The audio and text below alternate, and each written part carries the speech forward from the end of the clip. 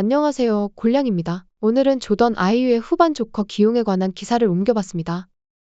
크리스탈 팰리스의 조던 아이유 계약 소식이 전해졌을 때 많은 레스터 시티 팬들은 실망감을 표했습니다. 아이유는 프리미어리그에서 9시즌을 뛴 베테랑이지만 팬들은 32세의 선수에게 500만 파운드의 이적료에 300만 파운드의 추가 조항까지 더해진 계약을 맺는 것이 현명한 선택인지 의심스러워했습니다. 게다가 레스터는 이미 PSR 위반 문제로 여름 이적 예산이 제한적이었습니다. 과거 레스터는 이적 시장에서 젊고 유망한 선수를 찾아 육성하여 훗날 판매에 수익을 남기는 전략을 사용했지만 이번 아이유의 영입은 레스터가 이전에 해오던 방식과는 결이 달랐습니다. 아이유의 2년 계약이 끝날 때쯤에 그의 재판매 가치는 거의 없는 수준일 것입니다. 이 계약은 라이언 버트란드 때의 재앙이 반복될 가능성이 있었습니다. 21-22 시즌에 영입된 버트란드는 해당 시즌에 리그 4경기를 포함해 총 11경기, 22-23 시즌에는 단 한 경기만을 뛰고 은퇴하여 레스터 팬에게 주급도둑이라는 인상만 남겼습니다. 게다가 아이유는 공격 포인트 스탯이 뛰어난 선수는 아니었습니다. 15-16 시즌에 영국 축구에 입성한 아이유는 아스톤 빌라, 스완지, 팰리스를 거치며 프리미어리그에서 9시즌 동안 275경기를 치렀고 그동안 37득점 25어시스트, 경기당 0.23개의 공격 포인트를 기록했습니다. 그럼에도 레스터의 스티브 쿠퍼 감독은 아이유의 풍부한 프리미어리그 경험을 높이 산 것으로 보입니다.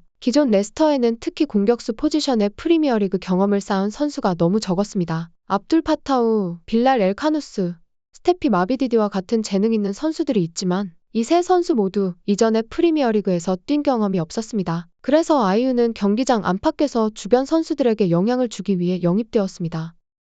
물론 아이유는 레스터에 합류하면서 주전으로서 그리고 리더로서 경기에 임하길 원했겠지만 최근에는 조커 역할로 두각을 드러내고 있습니다. 극적인 역전승을 거둔 지난달 사우스햄튼전 97분 34초에 나온 아이유의 결승골은 옵타가 해당 지표를 처음 기록한 2006년 이래로 레스터가 득점한 결승골 중 가장 늦은 시간에 터진 득점입니다. 그리고 지난 토요일 입스위치전에서는 94분에 또다시 극적인 득점에 성공하며 지고 있던 경기를 동점으로 만들었습니다. 아이유는 지금까지 리그에서 단 2골만 넣었지만 90분당 비페널티골 비율은 0.42로 브라이튼에서 임대로 온 파쿤도 부오나노테와 함께 레스터의 공격수 중 가장 높은 수치를 기록하고 있습니다.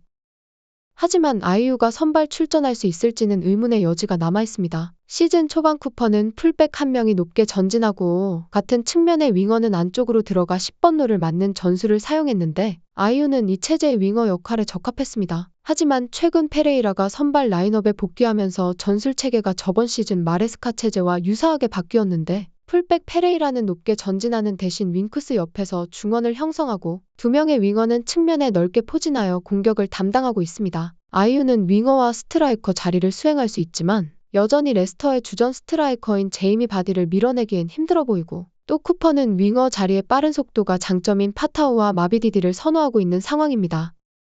감독이 벤치 선수 9명 중 5명을 교체 카드로 사용할 수 있는 현대 축구에서는 교체 선수가 활약하는 것이 어색한 일이 아닙니다. 그런 만큼 스쿼드 뎁스가 매우 중요한데 아스톤 빌라의 스트라이커 존 두란이 이를 잘 입증하고 있습니다. 존 두란은 이번 시즌 프리미어리그에서 4골을 득점했는데 모두 교체로 나와 경기 후반에 넣은 것이고 챔피언스리그에서 바이에른 뮌헨과 만났을 때도 교체로 나와 결승골을 득점했습니다. 빌라의 우나이 에메리 감독은 이번 시즌 리그에서 48번의 교체를 통해 8개의 득점을 만들어냈는데 그중 존 두란이 5골을 넣으며 핵심 교체 카드로 활약하고 있습니다. 이러한 빌라의 교체 선수 공격 포인트 창출 기록은 리그에서 최상위입니다. 쿠퍼의 레스터는 38번의 교체를 통해 5개의 공격 포인트, 3골 2도움을 만들어냈고 이는 리그에서 3번째로 높은 수치인데 이 3골 중 2개가 아이유의 득점인 것입니다. 레스터에서 처음으로 교체 선수가 골을 넣은 것은 1966년 4월 블랙번 로버스와의 리그 경기에서 톰 스위니가 기록했습니다. 당연하게도 현대 축구로 넘어올수록 교체 선수가 더욱 많은 역할을 하고 있습니다. 켈레치 이에나초는 레스터 역사상 가장 많이 교체 출전한 선수로 232번의 출전 중 118번이 교체 출전이었고 61골 중 15골을 교체 투입 후 득점했습니다. 그 다음으로 교체 출전이 많았던 선수는 101번을 기록한 마크 올브라이턴입니다. 그는 이에나초만큼 골을 많이 넣지는 못했지만 꾸준히 좋은 활약을 보였고 여러 레스터 감독들은 그의 노련함을 바탕으로 경기 후반을 관리했습니다. 이에나초와 올브라이턴 모두 이번 여름에 클럽을 떠났기 때문에 새로 부임한 쿠퍼는 중요한 순간에 경기의 흐름을 바꿀 수 있는 베테랑이 필요했습니다. 아이유는 지난 시즌 프리미어리그에서 가장 파울을 많이 얻어낸 선수 중 하나로 뛰어난 볼키핑 능력을 바탕으로 상대의 파울을 유도하여 경기 막판 상대의 압박을 풀어나오는 데 능합니다. 가나 대표팀 소속으로 104경기에 출전한 그는 결정적인 득점 기회에 침착함을 유지할 수 있다는 것을 보여주고 있습니다. 이번 여름 아이유의 영입에 대해 회의적이었던 레스터 팬들은 이제 쿠퍼가 아이유를 영입한 이유를 알게 되었습니다. 아이유의 후반 조커 기용에 대한 기사.